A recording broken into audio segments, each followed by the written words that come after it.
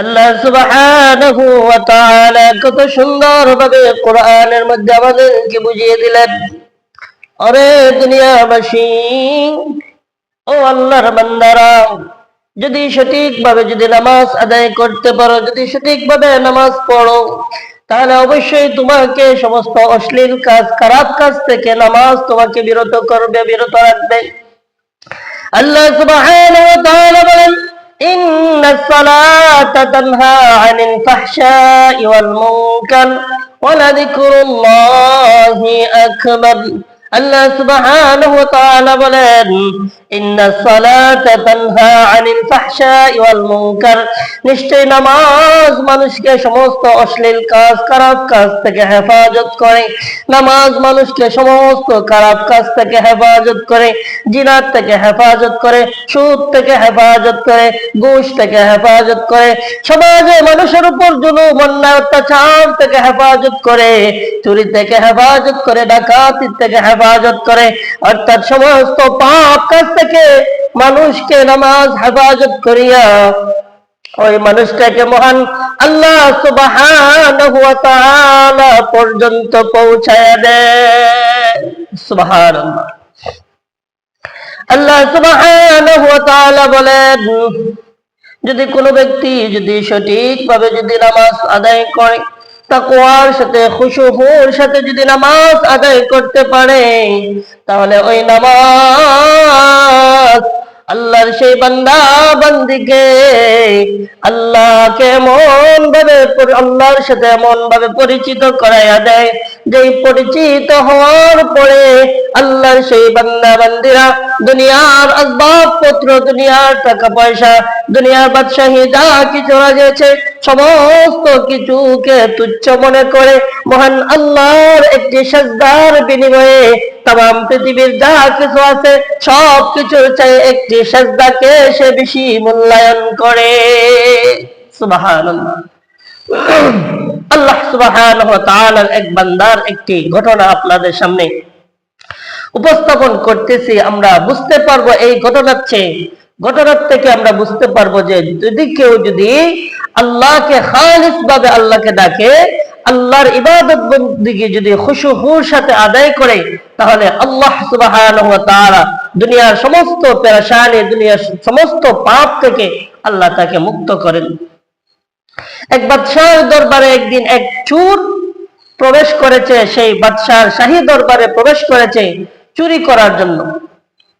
বাদশাহর দরবারে যখন চোর প্রবেশ করলো, চোর বাদশাহর দরবারে প্রবেশ করার পরে ওই চোর শুনতে পেল যে বাদশাহ তার মন্ত্রীকে ডেকে বলতেছে, হে মন্ত্রী, তুমি কি জানো না আমার মেয়ে উপযুক্ত হয়ে গিয়েছে, আমার মেয়ে তো বিবাহের উপযুক্ত হয়ে গিয়েছে, আমার মেয়েকে বিবাহ দিতে হবে। হে মন্ত্রী, তুমি এমন একটি যুবক খুঁজে বার করো, যেই যুবকটা আল্লাহওয়ালা হবে, তাকওয়াওয়ালা হবে, পরহেজগারওয়ালা হবে, ঈমানওয়ালা, ঈমানদার হবে। মন্ত্রীকে বাদশাহ বলতেছে, হে আমার মন্ত্রী, এমন একটা যুবক তুমি খুঁজে বার করো, যেই যুবকটা নামাজি ওয়ালা হবে, আল্লাহওয়ালা হবে। ওই যুবকের কাছে আমি আমার মেয়েকে তুলে দেব, আমার একমাত্র একটি মেয়ে। মন্ত্রী বাদশাহকে জিজ্ঞাসা করতেছে, ওহে বাদশাহ, আমি যে আল্লাহওয়ালা, তাকওয়াওয়ালা, পরহেজগারওয়ালা ছেলে খুঁজবো, আল্লাহওয়ালা ছেলে কাকে বলে, তাকওয়াওয়ালা ছেলে কাকে বলে, ঈমানওয়ালা ছেলে কাকে বলে, কাকে কিভাবে কোন অবস্থায় দেখলে আমি চিনতে পারবো? বাদশাহ মন্ত্রীকে বলতেছে, হে মন্ত্রী, তুমি যদি কোন যুবককে দেখো, ওই যুবক এক লাগা 40 দিন, একটানা 40 দিন তাকবীরওয়ালার সাথে নামাজ আদায় করেছে, কোনদিন তার তাকবীরওয়ালা ছুটে না, তাহলে তুমি নিশ্চিত ভাবে ভেবে নিবে, নিশ্চিত ভাবে ধরে নিবে ওই যুবকটাই হইল তাকওয়াওয়ালা, আল্লাহওয়ালা, পরহেজগারওয়ালা। সুবহানাল্লাহ। এদিকে চোর সেই কথা শুনতে পেল। চোর মনে মনে চিন্তা করলো, হ্যাঁ রে, বাদশাহ দরবারে এসেছি, বাদশাহ দরবার থেকে, রাজমহল থেকে যদি কোনো কিছু চুরি করি, চুরি করার পরে 1 মাস 2 মাস না 1 বছর, না হয় 2 বছর চলে যাব, তারপরে তো আবার আমাকে চুরি করতে হবে, আবার আমাকে কেউ কোথাও না কোথাও গিয়ে চুরি করতে হবে। আর বাদশাহ যে কথা বলেছে, আমি যদি সেই সাধু যদি সাজতে পারি, সেই যুবকের অ্যাক্টিং যদি আমি করতে পারি, আর যদি আমি অ্যাক্টিং করিয়া যদি বাদশাহর মেয়েকে যদি বিবাহ করতে পারি, বাদশাহর মেয়েকে যদি আমি বিবাহ করতে পারি, তাহলে আমার জীবনটা সেটেল হয়ে যাবে। কারণ বাদশার একটি মাত্র মেয়ে, বাদশার অবর্তমানে, অর্থাৎ বাদশাহ যখন বয়স হয়ে যাবে, বাদশাহ যখন দুনিয়া থেকে চলে যাবেন, তাহলে সেই বাদশাহী আমি পেয়ে যাব। সুতরাং আমাকে চুরি করব না, আমি আর চুরি করব না। আমি সেই নামাজের মধ্যে যেইভাবে বাদশাহ বলেছে 40 দিন এক লাগাত তাকবীরওয়ালার সঙ্গে নামাজ পড়লে তাকওয়াওয়ালা বোঝা যায়, ইমানদার বোঝা যায়, আমি সেই হেডিং করব। এবং বাদশার মেয়েকে যদি কোনোভাবে বিবাহ করতে পারি, তাহলে আমার জীবনটা সেটেল হয়ে যাবে। ওই চোর মনে মনে ভাবলো যে আমি সেই অ্যাক্টিংটা করব, যেইভাবে বাদশাহ বলেছে সেইভাবে 40 দিন বাদশার দরবারে যে মসজিদ রয়েছে, সেই মসজিদে এক লাগা 40 দিন তাকবীরওয়ালার সাথে নামাজ পড়বো, তাহলেই তো বাদশাহ তার মেয়েকে আমার কাছে তুলে দেবে, অর্থাৎ মন্ত্রী আমাকে ফলো করবে। আর মন্ত্রীকে আমি অভিনয় করে দেখিয়ে আমি কোনোভাবে কোনো মতে যদি বাদশার মেয়েকে বিবাহ করতে পারি, তাহলে তো আমার জীবন সেটেল হয়ে যাবে। এইদিকে চোর সে বাদশার মেয়েকে বিবাহ করার জন্য সে শুরু করে দিয়েছে। আজান হওয়ার আগেই মসজিদে এসে প্রবেশ করে, অজু করে মসজিদে প্রবেশ করিয়া সুন্দরভাবে নামাজ আদায় করে, কারণ মন্ত্রী তার দিকে ফলো করবে। যদি সুন্দরভাবে নামাজ না পড়ে, তাহলে তো মন্ত্রী তার দিকে ফলো করলেও কাজ হবে না। এই চিন্তা ভাবনায় চোর খুবই সুন্দরভাবে মনোযোগ সহকারে নামাজ আদায় করে মসজিদে সবার আগে যায় এবং মসজিদ থেকে সবার পরে বাহির হয়, তাকবীরওয়ালার সঙ্গে নামাজ পড়ে। এইভাবে একদিন, 2 দিন, 3 দিন যখন চোর যখন এইভাবে নামাজ দিনের দিন পর দিন পড়তেছে, সবার আগে মসজিদে যায়, সবার পরে মসজিদ থেকে বাহির হয়, এদিকে মন্ত্রীর দৃষ্টি ওই চোরের দিকে পড়লো, যে দেখা ওই যুবকটা তো দেখা যাইতেছে সবার আগে মসজিদে যায়, তাকবীরওয়ালার সাথে নামাজ পড়ে, সবার পরে মসজিদ থেকে বাহির হয়। এইভাবে ফলো করতে করতে একে একে 1 40 দিন পর্যন্ত ওই চোর যুবকটা সে তাকবীরওয়ালার সঙ্গে সে নামাজ আদায় করেছে। 40 দিন পূর্ণ হওয়ার পরে মন্ত্রী গিয়ে বলতেছে, হে ভাই যুবক, হে ভাই, তোমাকে বাদশাহ সাহেব তলব করেছেন বাদশার দরবারে যাওয়ার জন্য। যুবক বলতেছে, হে ভাই, বাদশাহ আমাকে কেন তলব করবেন, বাদশাহ আমাকে কেন ডাকবেন? কারণ বাদশাহর সাথে আমার কোনো পরিচিত নাই, বাদশাহর সঙ্গে আমার কোনো সম্পর্ক নাই, বাদশাহ সাহেব তো আমার কোনো আত্মীয় না, কোনোভাবে আমার পরিচিত না, সুতরাং আমাকে কেন ডাকবেন? মন্ত্রী বলতেছে, না, আপনাকে ডাকতেছেন। বারবার বলার পরে ওই যুবক যেতে চায় না। মন্ত্রী এক পর্যায়ে তাকে জোর করিয়া বাদশাহর দরবারে নিয়ে গেলেন। বাদশাহর দরবারে ওই চোরকে নিয়ে যাওয়ার পরে বাদশাহ বলতেছেন, হে যুবক, আমার একমাত্র একটি মেয়ে রয়েছে, আমার মেয়ের বিবাহ উপযোগী হয়েছে, আমি আমার মেয়েকে বিবাহ দিতে চাই, আমি এমন এক যুবকের কাছে আমার মেয়েকে দিতে চাই যে যুবকটা আল্লাহওয়ালা, তাকওয়াওয়ালা, পরহেজগারওয়ালা। আমি আমার মন্ত্রীকে দায়িত্ব দিয়েছিলাম, আমার মন্ত্রী তোমাকে আমার মন্ত্রী তোমাকে খুঁজে পেয়েছে, তুমি নাকি নামাজওয়ালা, তাকওয়াওয়ালা। হ্যাঁ যুবক, আমি আমার মেয়েকে তোমার হাতে তুলে দিতে চাই, তোমার কি সেই আমার প্রস্তাবে তুমি কি রাজি রয়েছ? চোর বলতেছে, হে বাদশাহ সাহেব, আমি হইলাম একজন সাধারণ মানুষ, সাধারণ জনগণ, আমার কাছে আপনার মেয়ে কেন বিবাহ দিবেন? আমার কাছে আপনার মেয়ে বিবাহ দিবেন কেন? আপনি আরেকজন বাদশার ছেলের কাছে বিবাহ দিবেন, আপনি এমপি মন্ত্রীর ছেলের কাছে বিবাহ দিবেন, সম্ভ্রান্ত বংশের ছেলের কাছে আপনার মেয়েকে বিবাহ দিবেন, আমার কাছে কেন আপনার মেয়ে বিবাহ দিবেন? আমি তো একজন সাধারণ মানুষ। বাদশাহ বলতেছে, না, আমি তোমার কাছে বিবাহ দেব, আমি তোমাকে সিলেক্ট করেছি, আমার মন্ত্রী তোমাকে বাছাই করেছেন, সুতরাং আমি তোমার কাছে আমার মেয়েকে বিবাহ দেব, আমার মেয়েকে বিবাহ তুমি করার জন্য প্রস্তুত হয়ে যাও। এদিকে চোর বলতেছে, ও বাদশাহ সাহেব, না না, আমি আপনার মেয়েকে বিবাহ করতে পারবো না, আমি আপনার মেয়েকে বিবাহ করব না।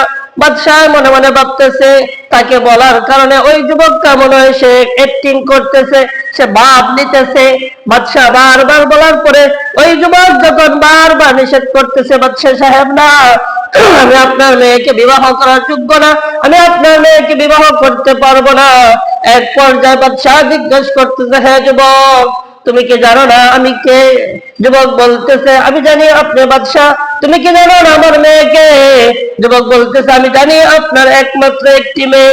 বাদশাহ বলতেছে, তুমি কি জানো না আমি মৃত্যুবরণ করার আগে আগে আমি যখন বৃদ্ধ হয়ে যাব, আমার সমস্ত রাজত্ব তোমাকে দিয়ে যাব, এই রাজত্বের মালিক তোমাকে বানাবো, তারপরে তুমি কেন বিবাহ করতে অসম্মতি জানাইতেছো? যুবক বলতেছে, বাদশাহ সাহেব, আমি আমি হইলাম একজন চোর। আমি আজ থেকে 40 দিন আগে আপনার রাজমহলে এসেছিলাম চুরি করার জন্য। আমি আসার পরে শুনতে পেলাম আপনি আপনার মন্ত্রীকে বলেছেন একজন ভালো ইমানদার, একজন তাকওয়াওয়ালা একটি যুবককে খুঁজে বার করার জন্য। ওই মন্ত্রী আপনাকে জিজ্ঞেস করেছিল তাকওয়াওয়ালা আমি বুঝবো কিভাবে, চিনবো কিভাবে? আপনি বলেছিলেন এক লাগাতে এই ব্যক্তি 40 দিন তাকবীরওয়ালার সঙ্গে জামাতের সাথে নামাজ পড়বে, ওই ব্যক্তি ইমানদার মুত্তাকি। সেই দিন আমি চিন্তা করেছিলাম আমি চুরি ছেড়ে দিয়ে আমি যদি 40 দিন পর্যন্ত আপনার মসজিদে যদি এইভাবে যদি নামাজ পড়ে, তাহলে মন্ত্রী আমাকে ফলো করবে, এরপরে আপনার মেয়েকে বিবাহ করে আমি সেই বাদশাহী পেয়ে যাবো, বাদশাহী দখল করব, অর্থাৎ আপনার বাদশাহী আমাকে দান করবেন। কিন্তু হে বাদশাহ, আমি এইভাবে 1 দিন 2 দিন 3 দিন এইভাবে যখন আমি সুন্দরভাবে ওযু করিয়া তাকওয়ার সঙ্গে খুশুর সঙ্গে যখন নামাজ পড়তে শুরু করি, 1 দিন 2 দিন 3 দিন 5 দিন 10 দিন এইভাবে নামাজ পড়তে পড়তে এক পর্যায়ে আমার মধ্যে এমন পরিবর্তন এসে গিয়েছে, আমার মধ্যে এমন পরিবর্তন এসে গিয়েছে, এক পর্যায়ে দেখা যায় আমার আর আপনার মেয়েকে বিবাহ করার জন্য আমি আর নামাজে আসি না, আপনার বাদশাহী দখল করার জন্য, আপনার বাদশাহী পাওয়ার জন্য আমি নামাজে আসি না। এক পর্যায়ে দেখা গিয়েছে, ও বাদশাহ, আমার মালিকের শ্রদ্ধা এত মিষ্টি, এত মিষ্টি, এত মিষ্টি, আমার মালিকের শ্রদ্ধা এত মজা, এত মজা, আমি আপনার বাদশাহীর লোভ আমার চলে গিয়েছে, আপনার মেয়েকে বিবাহ করার লোভ আমার কাছে চলে গিয়েছে, আমি আমার মালিকের লোভ আমার ভিতরে চলে এসেছে। আমার মালিকের প্রত্যেকটা শ্রদ্ধা হাজার হাজার বাদশাহীর চেয়ে আমার কাছে শ্রেষ্ঠ এবং উত্তম। সুবহানাল্লাহ, সুবহানাল্লাহ। সেই চোর এসেছিল চুরি করার জন্য, আর বাদশাহীর লোভে বাদশার মেয়েকে বিবাহ করার লোভে সে নামাজি হয়েছিল। কিন্তু মহান আল্লাহ সুবহানাহু ওয়া তাআলার সেই নামাজ, ইন্নাস সালাতা তানহা আনিল ফাহশাই ওয়াল মুনকার, আল্লাহ যে বলেছেন যদি কোনো ব্যক্তি যদি সঠিকভাবে নামাজ আদায় করে তাকে সমস্ত পাপ থেকে আল্লাহ মুক্ত করে দিবেন।